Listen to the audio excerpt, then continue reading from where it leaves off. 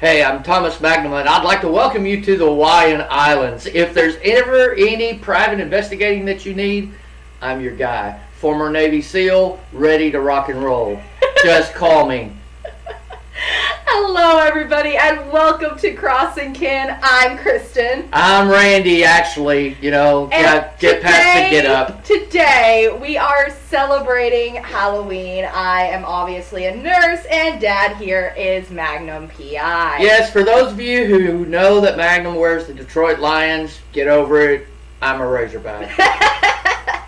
Today, we are about a week and a half out from Halloween, and so today we are going to be offering you a sampling of spooky songs for your Halloween playlist.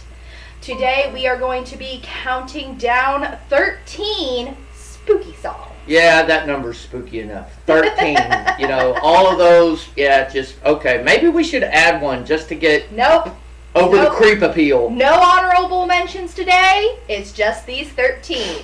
Well, okay. 13 favorite of ours. Yes. Now, there's probably going to be 2 or 3 perhaps that you know of that we miss. Please let us know. We'd love to have more of your suggestions. Make them in the comments below and make sure that you include some of these with your spooky playlist for your Halloween get-togethers. Also, just so y'all know, we had like a whole laundry list of these songs that we had to whittle down, and probably here in a couple of years, we will do a part 2 to this. Yeah, because there are so many good songs. There are so many good songs, and you have to look over the course of music history. And, I mean, you could go back all the way back to Mozart and the classics, because some of those cats, they wrote some really kind of creepy stuff.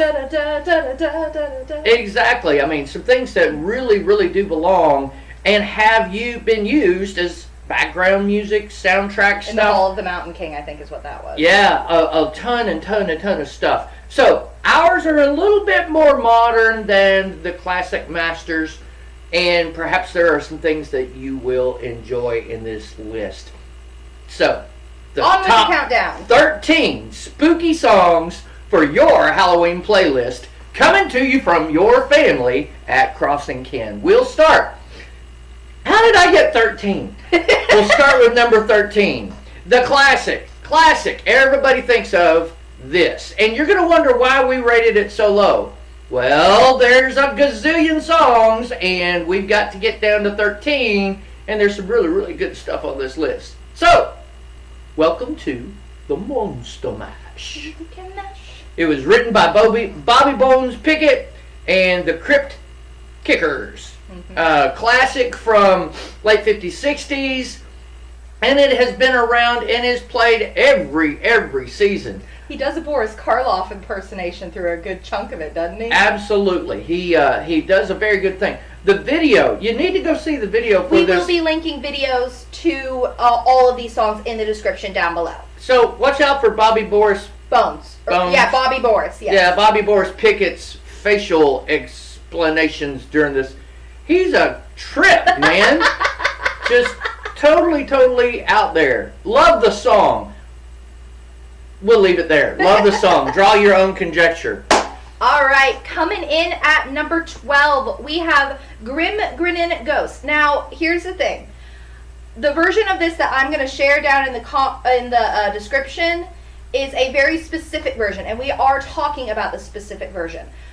But I couldn't find the actual artist who sings it. I have scoured the internet trying to find it, and I have come to the conclusion that he was probably a Disney studio musician, and his name is lost to history. But Grim Grinnin' Ghost, the song is from the Haunted Mansion ride. The version that we're specifically talking about is a version that was used in a Disney sing-along songs for Disneyland Fun. It was made for an anniversary of Disneyland, and this specific song, it slowed down significantly from the ride and has a great bassist singing the lead. And it's just, if you know the song, it's amazing. And even the newer version that got used in the new Haunted Mansion movie, pretty legit. This song permeates. And Kristen and I, we've talked to you about this before.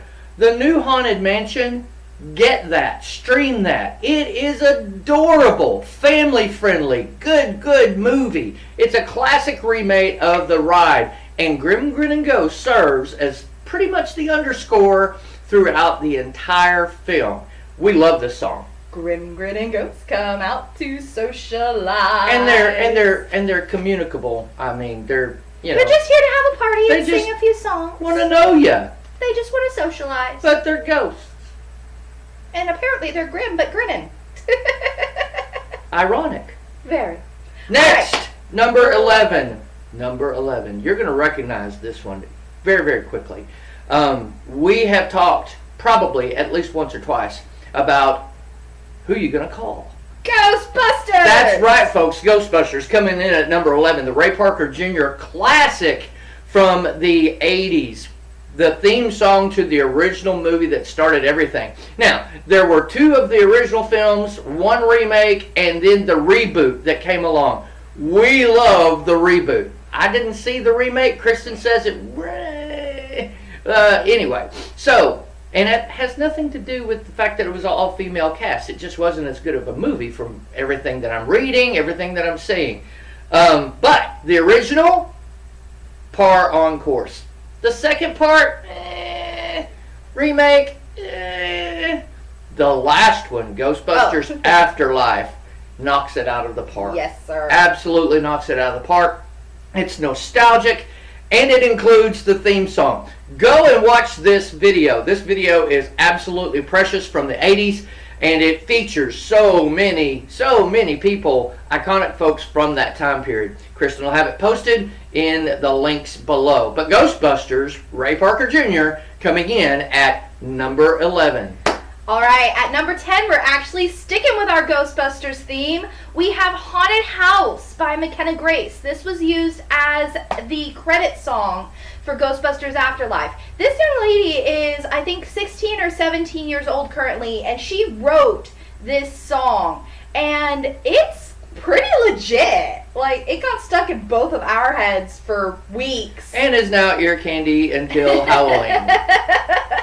But it's so good. Now, honestly, this is probably the most relationship-y song in our list. But, like, the hook of the song is "A ghost never leaves a haunted house," and then drop the beat. Like, it's fantastic, and it goes from fast to slow. The tempo changes, so it does have this kind of spooky air. Yeah, go check out the other McKenna Grace. There's not a whole lot of music out there by her so far, but she was also the star of Ghostbusters Afterlife. She played Egon's granddaughter, and she steals the show. Absolutely wonderful actress in that movie. She is a fantastic child actress in everything I've seen her in. So she's fast becoming one of my favorites. Not a child anymore. Not a child anymore. Go see Ghostbusters Afterlife. But go back and see the original too, just so you have context. We're up to number 9. Everything is going on. And now, coming into you at number 9. This is not a song I'm as familiar with. I'll help you. Okay. Spooky, Scary Skeletons. All right. So by Andrew Gold. There you go. We are specifically talking about the dance remix, for want of a better word. This song is originally from an old cartoon and is older. I will share both versions down in the description. And it's really cute in its original version, but the dance version is so fun. It adds like all of these, for lack of a better term, bone rattling type noises that I think are from a wooden xylophone. It sounds like something that if you need a beat to be dropped, this is your song for your Halloween party. To drop the beat to. It's so much fun, but if you listen to the lyrics, it's a little bit like Grim Grinning Ghost. These skeletons only want to socialize, but I don't think we should. Spooky, scary skeletons. What's the video, Kristen? Next. Number 8. Number 8. All right. So this one, again, Dad won't be as familiar with. And this one is also kind of a remix cover type thing. It's called A Conversation with Death by Chemist. I hope I'm saying that correctly. And it's taken from the song Oh Death. I think it was used in Oh Brother, Where Art Thou? Right. But after an initial, slow opening that kind of sticks to the original, it drops into this wonderful heavy metal thing, and it's fantastic. It It's reminded spooky. me. I'm sorry, No, go Kristen. ahead, It go ahead. reminded me whenever Kristen played it for me of Disturbed's remake of Sound of Silence. As a comparison, if you like the Simon and Garfunkel Sound of Silence, which could have probably wound up on this list, but we just didn't choose it, and then the remake by Disturbed, this is a very similar song. Yes, I first heard it as part of the Dark Pictures Man of Medan video game. So if you're somebody who's played that game, then you do know this version of the song. I think it's gotten used in multiple of the Dark Pictures other video games, this version. But it is fantastic and spooky and haunting, and the singers actually have, at the very beginning, they have great harmonies with each other when they're doing the "Oh Death." I'm sorry, forgive me for that. That's All right, okay. go right ahead, Daddy. Moving on. Number 7. Ooh, ooh, witchy woman. She got the moon in her eyes. Eagles, right? Yeah, the Eagles. Witchy Woman by the Eagles. Classic 70s hit that they have. You gotta play it. You just gotta play it. It and another song that we have coming up. No, it's not on the list. Nope. Okay, I'll mention it now. Evil Woman by ELO. Evil Woman by ELO and Witchy Woman by the Eagles are a must. We picked this one because it's a little bit more iconic and it says witch. So that's, the basis for our, choices. Spooky. Spooky. Yeah, witches are spooky. I mean, okay. So, speaking of witches, number 6. All right, coming in at number 6, we have "Season of the Witch" by Donovan. Daddy, can you explain a bit about This this? is a freaky song, and it always has been. Donovan has this. I think he was on drugs for most of the time that he was writing his songs. Honestly, "Season of the Witch" and some of his other "Sunshine Superman," I think, was one of his songs. Just a spooky song. I mean, from the guitar riffs to his vocals, it is a crazy, freaky song. Came to us out of the '60s, but you need to play it at Halloween just because it's the season of the witch. It matches. Yes, it So does. much. So much so. Next. Okay, this is another classic song that you have to be very, very careful. Number 5 is "Sympathy for the Devil" by the Rolling Stones. Now, let's get a couple of things straight. First of all, we are not ever going to Have sympathy for the devil. have sympathy for the devil. I mean, we're just not. Kristen and I are believers in Jesus Christ. We, however, we like this song because it is a letter from Satan to the world, and it really does a good job of portraying some of the evil that is going on there. And as believers, we like the song for its perspective, but you have to listen to it in perspective and in context. Mick Jagger and his crew wrote a song that is very spooky, and it is spooky on this, but read the lyrics, and you see just the evil that's incarnate, if you will, in this song. We are not advocating Satan worship or any kind of sympathy for the devil. We do, however, like this song because Can you guess my name? right, I mean, the deception that constantly just permeates through the song, and then bragging about the fact that he met Jesus Christ, and just go read the lyrics. Listen to the song. It's okay. Listen to the song. As believers, we need to know where our enemy is coming from. I may Listen to post the the song. lyric video along with the That proper would be video. fantastic. But that is number 5, "Sympathy for the Devil" by the Stones. All right, coming in hot at number 4, we have "Welcome to My Nightmare" by Alice Cooper. He is the of Halloween. awesome. He was before Kiss. He was before any of these freaks that are out there today. He's currently touring with Johnny Depp. He is touring with Johnny Depp and his band. Alice Cooper is the originator of shock rock and roll. And he is a believer. Mm-hmm. He is a devout believer. Go look at his lyrics. You will never, ever, ever see anything that is antithetical to Christianity in Alice Cooper's lyrics. He just likes the get up. He just likes to get up. And Welcome to My Nightmare is a perfect Halloween song. Snakes and it's ew. Okay, got to be a better way, Mr. Cooper. Okay, but he is absolutely. Welcome to My Nightmare is a phenomenal song to get you in that mood for things that go boom at night. Alrighty. Welcome to My Nightmare was number 4. What is number 3, Daddy? Number 3. You knew it was coming. Ba-da, ba-da-da, ka-choo-choo. Michael Jackson's Thriller. Certainly go watch this video again for the gazillionth time. With an assist from Vincent Price. We've been talking about him quite a lot lately. Exactly. Go watch one of our Disney Countdown videos and we'll mention Vincent Price from The Great Mouse Detective. The Great Vincent Price. He was in Edward Scissorhands. He was in The Great Mouse Detective. And his voice is the one found in Darkness Falls Across the Land. He is that voice. Michael Jackson was absolutely brilliant in getting this classic throwback to horror pictures involved in this project. It was one of the last things he did, right? It was one of the last things that Vincent Price did. And it is forever, ever that y'all's. You know, I mean, Vincent Price would have never said y'all's. And in the liner notes, it's spelled Y-O-U-S-E, y'all's. So it's just freaky that way. So, but Thriller coming in at number 3. It was too iconic to be anywhere else, but we do truly believe there are 2 songs. That are actually better and spookier. That's the qualifier for our spookies list. Spooky. All right, coming in at number 2, we have Werewolves of London by Warren Zevon.